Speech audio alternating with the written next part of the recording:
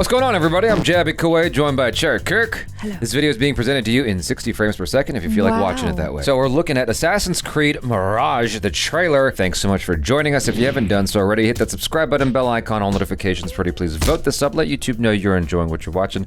Just for full disclosure, I have not finished a single Assassin's Creed game. I did play a lot of Black Flag and a lot of Part 2. And we played the Indian one, the side-scrolling one. The side-scrolling one, and I did have the unfortunate experience of watching the Michael Fassbender film, Assassin's Creed. So, let's jump into this. Was it really that bad? It was not great. Ooh.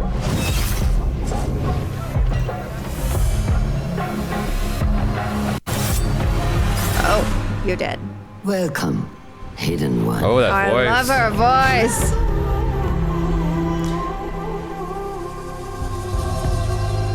You have died and been reborn. The music is a vibe. Ooh.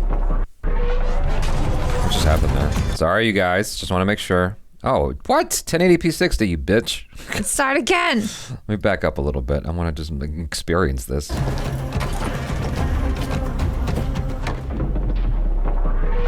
Nice. That's cool.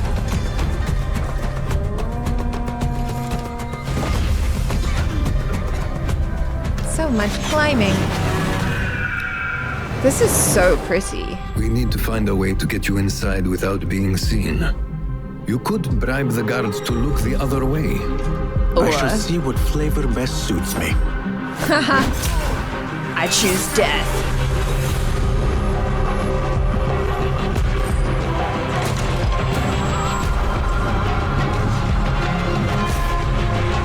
Embrace the fear. Quiet it. Find the stillness.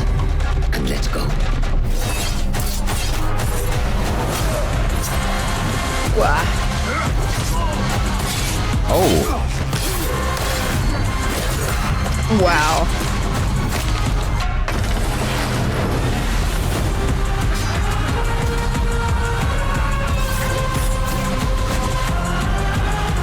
The stage is yours, Spasm. Oh my god. We will be watching.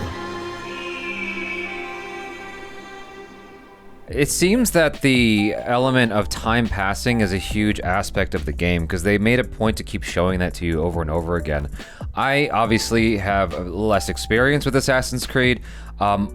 Funny enough, own multiple of them. I just realized as this trailer was going that I own, you know, the last 3 that they put out. Now I remember you gifted some to Greg's wife as well. Oh, okay. Yeah, and so I just haven't had a chance to like sit down and properly get into it. But I don't remember the time thing being as much of an aspect of it. But the Valhalla one, I have no idea what they changed in that particular one. I just remember like rock building being made into memes and stuff like that. Oh. Because you could stack rocks and it's like that was a whole, like, why would you? But why not? This kind of strikes me as somewhat open world in the way that you're experiencing this environment and whatnot, and that like you can choose to attack these scenarios in different ways, given that you could do it at night, you could do it during the day, and that's going to affect your stealthiness, you know, depending on what time you decide you're going to play.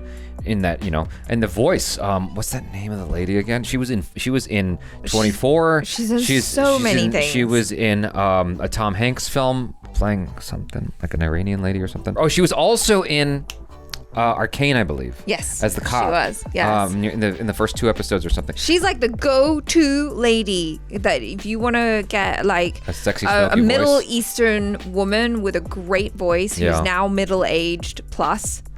She's the one you call. But like her voice is so recognizable. It's so iconic. It's so iconic. Yeah. Just amazing. I think for me, what's really drawing me in is just the world. Mm-hmm. Like I just find it really beautiful, you know, and I'm like, oh, I could just enjoy getting kind of stuck into how fun it would be to kind of get to roam around in that environment. Yeah. It's giving me like kind of an open worldy sort of vibe in a way. Like they gave you the hint that, oh, you could bribe them. Yeah, in I order know. to get in. It's like he's like, nah. And then I'm just gonna kill them all. Well, the character's like, well, let me decide, and you kind of make a decision as a player how you're going to go about interacting in this world. I guess a closer example would be something like Elder Scrolls, where it's like you really do have maximum choice over how you interact in this environment. Right. Which a lot of games are kind of gravitating towards.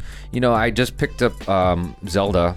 Well, I didn't pick it up. It was gifted to me by a fan, the new Zelda game, and I'm like thoroughly enjoying what you can do in that world, the freedom that you're granted in order to kind of, just do what you feel like, and in approaching a particular thing. It's not maximum freedom, but it's an illusion of freedom, right? Yeah, isn't it all though? Yeah. Oh my gosh. Just enough that it doesn't feel overwhelming. I think that's the thing that kind of throws me sometimes, is that there's too much freedom, there's too many choices to make. But it's like one choice or the other. Yeah. The next game in the Assassin's Creed series returns to the medieval Middle East, showing off new abilities and familiar ones too. I was wondering where it was set, because almost like Final Fantasy is a whole new set of characters. With Assassin's Creed, I feel like you're often getting a different character in a different environment altogether.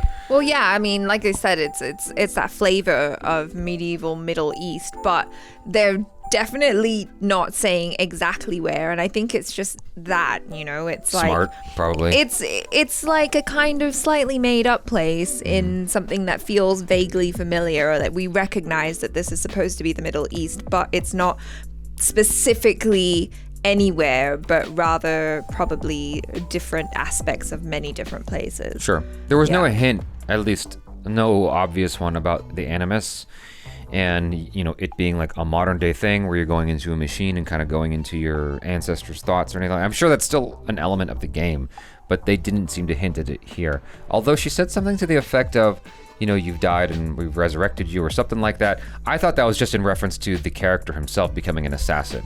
Right. I didn't think that had anything to do with the Animus technology. I don't know if that's still part of anything. One of the things that frustrated me when I played the original Assassin's Creed games, it was right after I played Infamous, and I was looking for more Infamous games, like anything like that, where you can go anywhere you want, and you have freedom of choice, and you kind of decide whether you're the good guy or the bad guy in the game. Yeah. All that stuff.